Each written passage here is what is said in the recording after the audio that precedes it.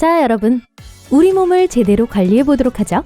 여전히 귀 청소를 위해 면봉을 사용한다면 조금 더 내려가서 배꼽을 청소하는 게 더 좋을 거예요. 아마 배꼽을 닦지 않은 지 오래되셨을 거예요.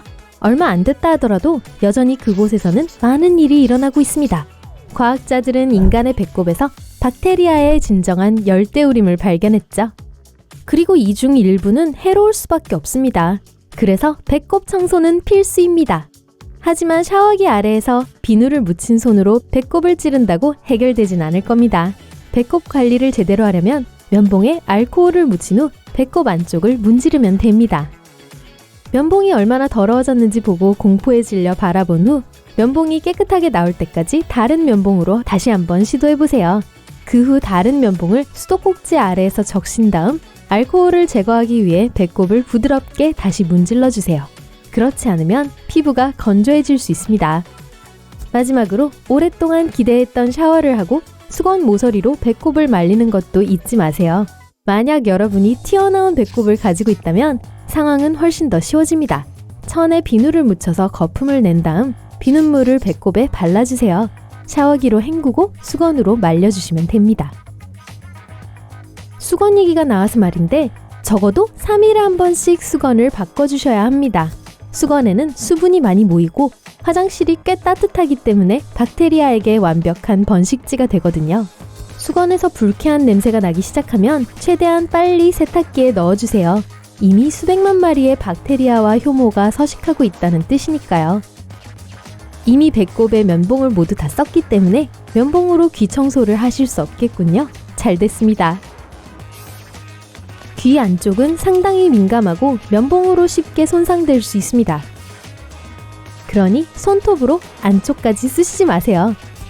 그렇게 하면 귀지를 더 밀어낼 가능성이 높은데 이래선 안 되겠죠? 귀에서 귀지를 제대로 청소하기 위해서는 안약통에 베이비 오일, 미네랄 오일 또는 과산화수소를 안에 채워주세요. 귀 한쪽에 혼합물을 몇 방울을 떨어뜨리고 청소를 시작해보세요. 이제 며칠 동안은 귀지가 부드러워지게 될 거예요.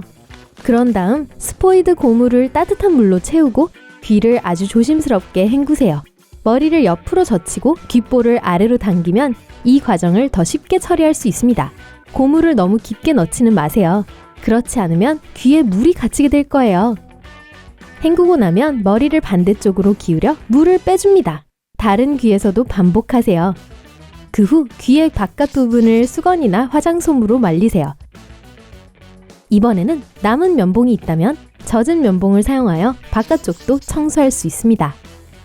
너무 깊이 들어가진 마세요. 청소 후에도 여전히 불편하다면 하루나 이틀 후에 다시 반복하는 것이 좋습니다. 그리고 만약 그때까지도 문제가 남아있다면 의사에게 가도록 하세요. 귀지덩이가 귀를 막은 걸 수도 있어요. 귀 뒤에 있는 공간도 우리의 관심을 갈망하지만 우리는 거의 관심을 두지 않습니다. 이곳도 관리를 잊지 마세요. 그렇지 않으면 머리를 감지 않을 때 생기는 기름기가 쌓이고 결국 그곳에서 치즈 냄새가 나기 시작할 거예요. 이 냄새는 귀 뒤에 박테리아가 많다는 경고 신호입니다. 샤워를 하기 전에 화장솜을 식초에 담그세요. 피지와 고약한 세균을 없애기 위해 귀 뒤를 문지르세요. 그리고 나서 평소처럼 간단히 샤워를 해주시면 됩니다. 하루에 2번 이를 닦고 매번 구강청결제를 사용해도 입냄새가 난다는 것을 알아차릴 수 있을 거예요. 혀에 있는 박테리아 때문일 수도 있으니 혀를 청소하는 것도 고려해보세요. 특히 혀에 희끄무레한 게 껴있다면 더 그럴 수 있어요. 혀를 긁는 특별한 도구를 구입하는 것이 가장 좋지만 깨끗한 숟가락이나 칫솔도 좋습니다. 거울에 비친 자기 자신을 바라보며 혀를 쭉 빼세요. 그리고 너무 깊숙하지는 않게 최대한 멀리 도구를 입에 넣어서 혀를 눌러주세요. 이제 스크레이퍼로 혀의 전체 표면에서부터 혀 끝으로 긁어주세요. 반대로는 하지 마시고요. 이 오물을 삼키고 싶진 않겠죠? 이제 스크레이퍼에 모인 것을 헹구고 혀에 섞인 모든 게 사라질 때까지 한두 번 더 반복하세요. 더 상큼한 입냄새에 더 보기 좋은 혀는 보너스죠? 또한 미각도 더 살아나는 걸 느낄 수 있을 거예요. 껴있던 것이 모두 사라지면 미래는 단맛, 신맛, 쓴맛, 그리고 다른 맛을 청소 후에 더 분명하게 구별할 것입니다. 더러운 손톱은 보기 흉할 뿐만 아니라 우리에게 해를 끼칠 수도 있습니다. 예를 들어 가려운 곳을 긁을 때 피부에는 우리에게 보이지도 않는 작은 금이 가게 됩니다.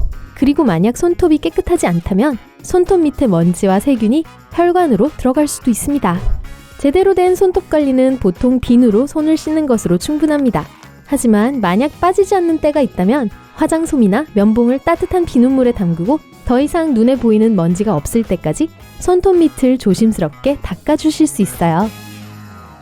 만약 몸의 어느 부분에 피어싱이 있다면 적절한 관리와 청소가 필요하다는 것을 기억하세요. 먼저 신체 액세서리가 어떤 금속으로 만들어졌는지 확인하고 피어싱 시술자나 의사에게 어떤 예방 조치를 취해야 할지 문의해야 합니다. 그러나 대부분의 액세서리는 식염수로 헹구기만 해도 충분합니다.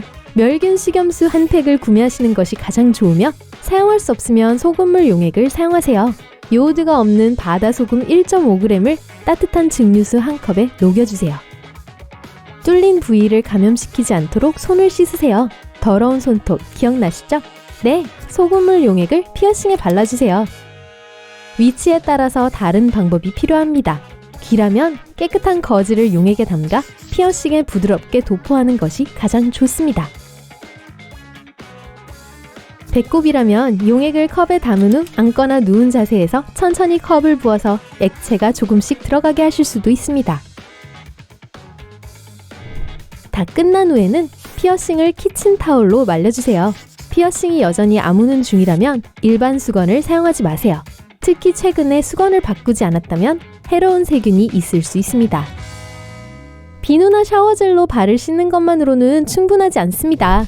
발바닥의 피부는 우리 몸의 어느 곳보다 훨씬 두껍고 단단하며 나이가 들수록 더욱 단단해집니다.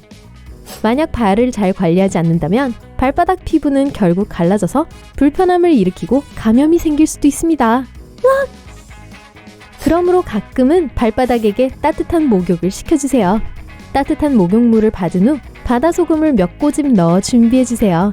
발에 소금을 문지르면서 발 뒤꿈치와 발가락 쪽을 특별히 더 신경 써주세요.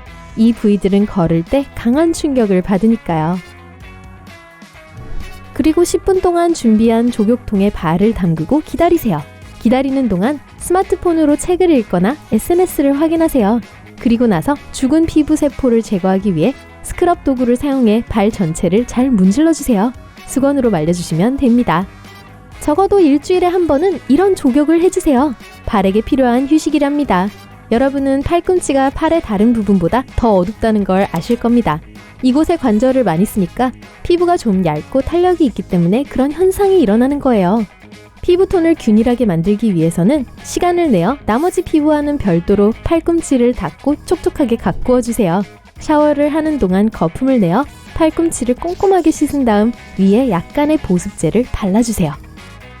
그 후에 각질 제거용 바디워시나 설탕을 문질러서 각질을 제거하세요. 그 후 수건으로 몸을 닦으세요. 며칠 동안 이렇게 신경을 쓰면 아마 팔꿈치 색이 밝아지는 것을 눈치채게 될 거예요.